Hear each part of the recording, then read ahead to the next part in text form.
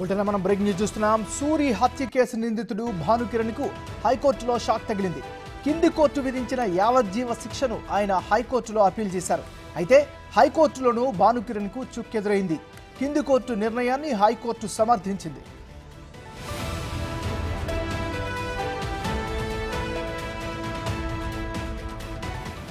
మనం breaking news చూస్తున్నాం. సూరి హత్య కేసు నిందితుడు భానుకిరణ్కు హైకోర్టులో షాక్ తగిలింది. కింది కోర్టు విధించిన యావజ్జీవ శిక్షను ఆయన హైకోర్టులో అప్పీల్ చేసుకున్నారు. అయితే హైకోర్టులోనూ భానుకిరణ్కు చుక్కెదురైంది. కింది కోర్టు నిర్ణయాన్ని హైకోర్టు సమర్థించింది.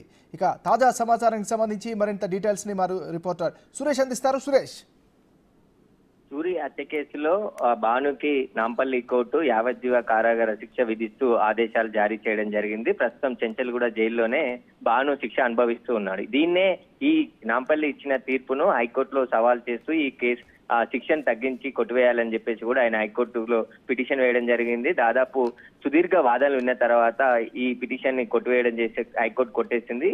భానుకు కింది కోర్టు విధించిన శిక్ష సరైందే అని చెప్పేసి కూడా సమర్థించింది. ఈ శిక్షని మేము దీనిపైన కొట్టివేయలేం, స్టే ఇవ్వలేం అని చెప్పేసి కూడా తేల్చి చెప్పడం జరిగింది. దీంతో భానుకిరణ్ కి హైకోర్టులో కూడా చుక్కెదురైందని చెప్పొచ్చు.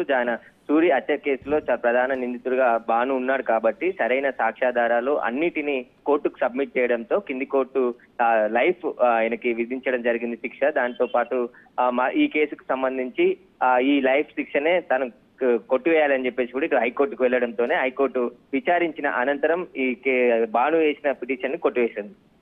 Right, thank you Suresh.